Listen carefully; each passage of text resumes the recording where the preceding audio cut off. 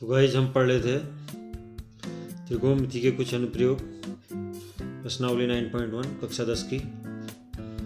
तो पिछले वीडियो में हमने क्वेश्चन नंबर 11 तक कंप्लीट कर लिया था।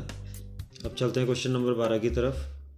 क्वेश्चन नंबर 12 है 7 मीटर ऊंचे भवन के शिखर से एक केबल टावर के शिखर का उन्नयन कोण 60 है और इसके पाद का अवनमन कोण 45 अंश है। टावर की ऊंचाई ज्ञात कीजिए। तो इसमें पहले हम इसका चित्र बना लेते हैं। 7 मीटर ऊंचे भवन के, ये गाइस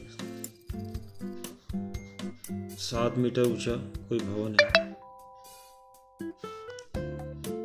ये है हमारा 7 मीटर, इसको हम ए बी दे देते हैं। ए और बी, ए बी क्या है हमारा 7 मीटर ऊंचा भवन। अब इसके शिखर से एक केबल टावर के, ये हमारा एक कोई केबल टावर हो गया ऊपर, ये सी डी हमारा केबल टावर हो गया। तो कह रहा केबल टावर के शिखर का उन्नयन कोण 60 है। तो यहाँ से देखने पर, तो यहाँ से देखने के लिए इसको क्षैतिज रेखा ये खींच लेंगे एक रेखा।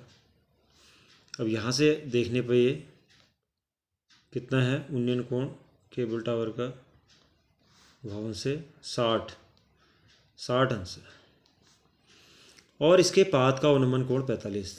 इस टावर का पाद ये है और यहाँ से अवनमन कोण ये नीचे की तरफ 45। तो अवनमन कोण यहाँ से नीचे देखने के लिए क्या होता है अवनमन कोण, तो ये कितना है, ये 45 है। इसको दे देते हैं ई। तो चित्र आप समझ गए होंगे। चित्र दिया है ए बी एक भवन है जो 7 मीटर ऊंचा है और सी डी एक क्या है, केबल टावर है। अब भवन के शिखर से एक केबल टावर के शिखर का उन्नयन कोण कितना है 60 और भवन के शिखर से केबल टावर के पाद का अवनमन कोण, ये क्या है अवनमन, ये उन्नयन है। अवनमन कोण कितना है 45। तो टावर की ऊंचाई क्या हो जाएगी, सी प्लस डी, जो इसकी ऊंचाई हो जाएगी। इन दोनों को जोड़ देंगे तो हमें ये और ये निकालना पड़ेगा। सबसे पहले हम देखेंगे ए बी कितना है 7 और ये दो क्या है समांतर रेखाएं हैं, ये बराबर होंगी तो ये भी क्या हो जाएंगे आपस में बराबर हो जाएंगी। तो ये भी क्या हो जाएगा 7 और ये बी डी बराबर किसको हो जाएगा ए ई के। ठीक है भाई, इसको हम एक्स ले लेते हैं, इसको हम वाई ले लेते हैं, ये वाई तो ये भी वाई।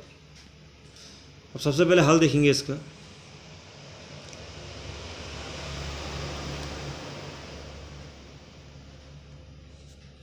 हल देखते हैं। सबसे पहले लिख लेते हैं, माना ए बी भवन है और सी डी एक केबल टावर।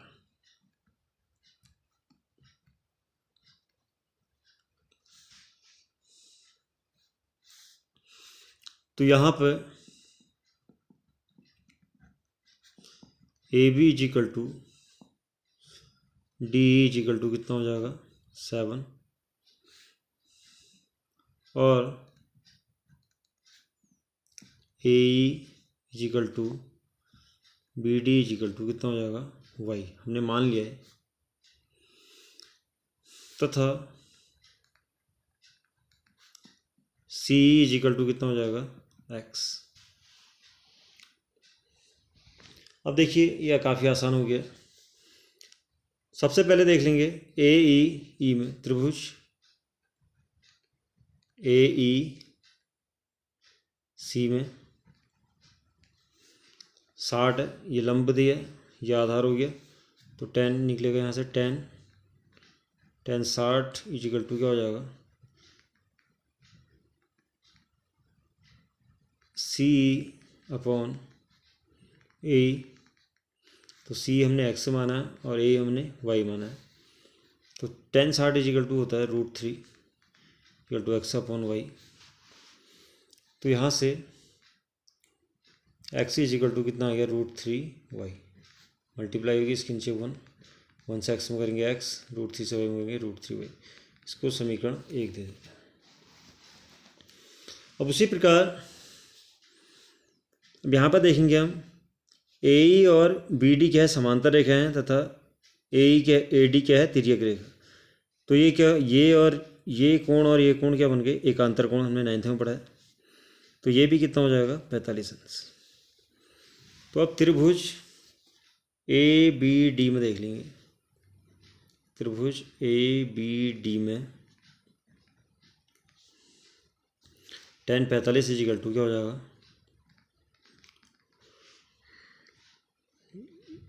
अब इसके सम्मुख भुजा ये हो जाएगी, ये कोण है, ये हो गया, सम्मुख भुजा क्या हो जाएगी ए बी अपॉन आधार क्या हो जाएगा बी डी,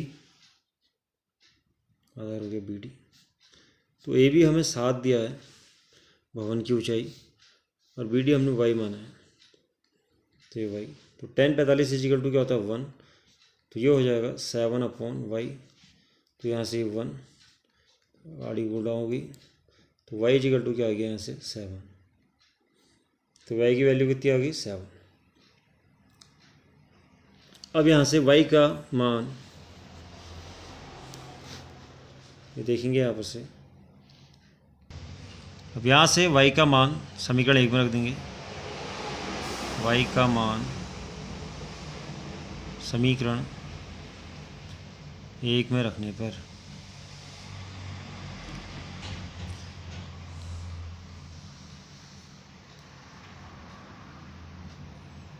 तो समीकरण 1 है हमारी x is equal to √3 into y. तो x इजिकल टू कितना हो जाएगा √3 इंटू वाई की वैल्यू कितनी आई 7। तो x इजिकल टू हो गया 7√3। ठीक है गाइस, ये हमारे x और y के मान निकल के आ गए हैं। तो अब हम टावर क्या है BD, तो इसलिए टावर DC की लंबाई क्या हो जाएगा DC is equal to DE plus C। तो DC हमें दिया है 7 प्लस C x है, x की वैल्यू निकल के आई है 7√3। तो ये हो जाएगा, यहाँ से 7 कॉमन आ गया, √3 पहले लेते हैं, √3 + 1। ये हमारे टावर की ऊंचाई आ गई। आशा करता हूँ आपको ये समझ में आ गया होगा। अच्छा क्वेश्चन है, इसको इम्पोर्टेंट कर लीजिए, स्टार लगा लीजिए इसमें। अब चलते हैं क्वेश्चन नंबर 13 की तरफ। क्वेश्चन नंबर 13 है, समुद्र तल से 75 मीटर ऊंची लाइट हाउस के शिखर से देखने पर दो समुद्री जहाज़ों के अनुमान कोण 30 अंश और 45 अंश हैं। यदि लाइट हाउस के एक ही ओर एक जहाज़ दूसरे जहाज़ के ठीक पीछे हो तो दोनों जहाज़ों के बीच की दूरी ज्ञात कीजिए। तो इसमें देख लेते हैं।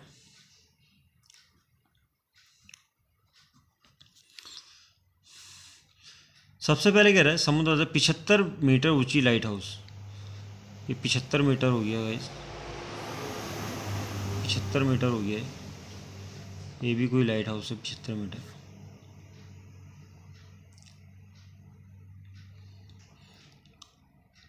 अब ये कह रहा कि इसके शिखर से देखने पर दो समुद्री जहाज मान लेते हैं यहाँ पर, इसको A B C, इसको D मान लेते हैं, ठीक है, एक दूसरे के पीछे हैं। समुद्री जहाज़ों के अनुमान कोण 30 और 45 हैं। 30 और 45 हैं। तो अनुमान कोण 30 और 45। तो अनुमान कोण यहाँ से देखने के लिए इसका क्षैतिज स्थल क्या हो जाएगा, ये हो जाएगा। तो पहला 30 है, तो ये 30 हो गया, ये भी 30 हो जाएगा। और दूसरा 45 है, तो ये भी क्या हो जाएगा, 45 हो जाएगा। एकांतर कोण बन रहा है। तो जहाज़ों की, ये जहाज़ हैं, डी और सी क्या है, जहाज़ है। तो ये दूरी हमने ज्ञात करनी है। सी डी हमने क्या करना है, ज्ञात करना है। C D is equal to क्या, ठीक है गाइस। तो हमें अब यहाँ पर दो त्रिभुज प्राप्त हो रहे हैं, ए सी बी और ए डी बी, और ये हमें 75 मीटर दिया हुआ है लाइट हाउस की ऊंचाई। तो चित्र से आप समझ गए होंगे। तो सबसे पहले हम लिख लेते हैं त्रिभुज ए बी सी में tan 45 इज इक्वल टू क्या हो जाएगा, ए बी, ये बी अपॉन आधार ये हो जाएगा बी सी।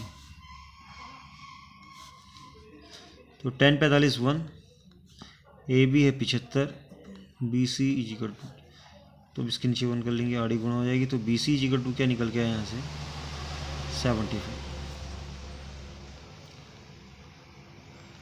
ये 75 निकल के आ गया guys.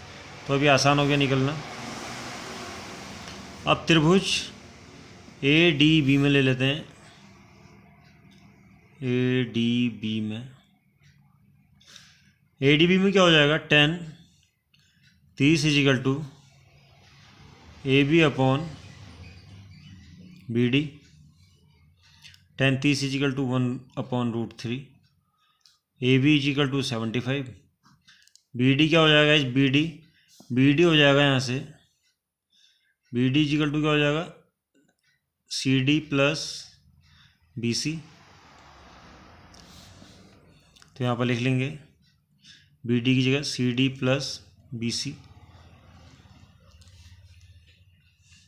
1 upon √3 is equal to 75 upon C D plus B C 75।